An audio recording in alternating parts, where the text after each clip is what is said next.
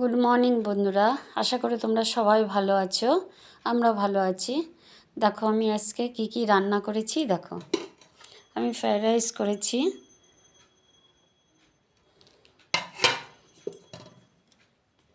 কাশ্মীরি আলুর দম,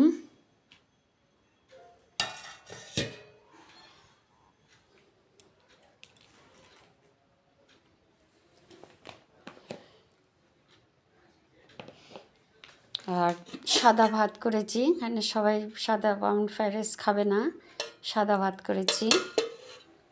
সাদা ভাতের সাথে করা হয়েছে তরকারি, এদিকে পেঁয়াজ কালি আলু ভাজা।